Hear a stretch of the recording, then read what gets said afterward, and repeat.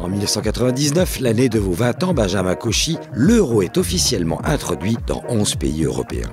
Le traumatisme supposé du changement de monnaie est tel que l'on planifie l'introduction des pièces et billets pour le 1er janvier 2002 seulement. 3 ans pour apprendre à compter dans une nouvelle unité avec en secours un double affichage des prix.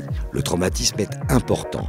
Benjamin, comme tout le monde, vous habitez dans un pays, la France, et subitement, vous apprenez que vous vivez dans une zone, la zone euro plus précisément.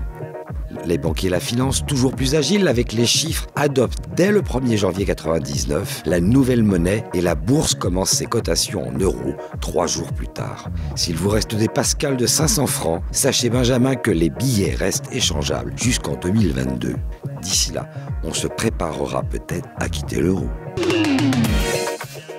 Le 31 janvier, 100 000 personnes défilent à Paris contre le Pacs. La première proposition de loi tendant à créer un contrat de partenariat civil sera déposée au Sénat par Jean-Luc Mélenchon 9 ans plus tôt à la suite de la rencontre avec l'association Gay pour la Liberté. En 1999, le débat s'instaure après la délivrance par des maires de gauche de certificats de concubinage pour des couples homosexuels. L'opposition demande que le texte ne soit pas débattu car elle l'estime contraire à la Constitution. La gauche au pouvoir promet que le Pacs sera un contrat civil pour rétablir une équité patrimoniale et surtout qu'il ne déboucherait jamais sur le mariage homosexuel.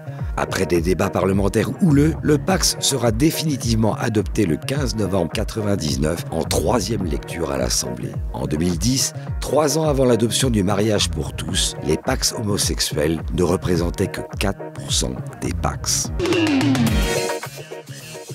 Le 2 avril débute l'opération Force Alliée durant la guerre du Kosovo sur fond de fake news dont les Américains ont le secret. Les frappes de l'OTAN visent le centre de la capitale de la Serbie en représailles du massacre d'Albanais à Račak. Pour les Serbes, il s'agit d'un accrochage entre l'armée de libération du Kosovo et l'armée yougoslave. Les États-Unis, eux, affirment avoir intercepté et enregistré des conversations téléphoniques prouvant le rôle du gouvernement yougoslave dans le prétendu massacre. L'OTAN prend parti pour la version américaine et les morts de Račak se voient ainsi frappés du sceau de crimes contre l'humanité. Le Monde diplomatique vient de publier pour les 20 ans de ce conflit un article sur le sujet qu'il qualifie de énième fake news des services secrets américains. Tout le monde le sait, toute riposte doit être proportionnelle au préjudice causé. Alors, faisons les comptes.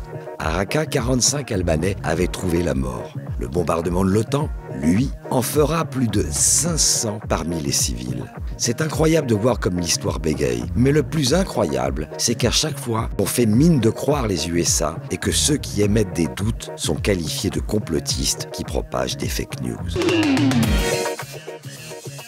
Côté culture, nous avons sélectionné Astérix et Obélix contre César, la première adaptation au cinéma de la BD d'Uderzo et Goscinny. Claude Zidi réunit une belle brochette de comiques avec Christian Clavier, Gérard Depardieu et Roberto Benigni. Les dialogues sont signés Gérard Lauzier, qui est plus connu pour ses BD La course du rat et Tranche de vie. Avec 275 millions de francs, soit 42 millions d'euros, c'est le film français le plus coûteux jamais réalisé. Il est classé premier du box-office français pour l'année 99, malgré des critiques plutôt tièdes. Si la France opérait un retour sur le passé avec Astérix, les USA se projettent dans le futur avec le film Matrix. Inspiré des analyses de la société contemporaine de Jean Baudrillard, Matrix dépeint un monde où les hommes vivent dans une réalité virtuelle diffusée par la matrice. Le premier volet, de ce qui sera une trilogie, réalise 460 millions de dollars de recettes. Il est très bien reçu par la critique et remporte 4 Oscars. Et pour finir, en 99 sortait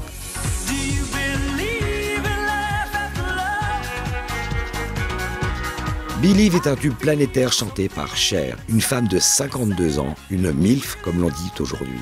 Elle a commencé sa carrière dans les années 60 avec I Got You Babe, un autre tube.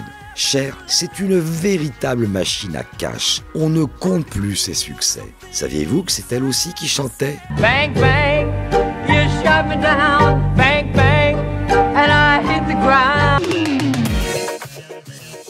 Alors, l'introduction de l'euro, le Pacs et Račak, la fake news des USA, mais aussi les sorties d'Astérix et Obélix contre César, de Matrix et du tube Believe, Que pensiez-vous de tout cela quand vous aviez 20 ans?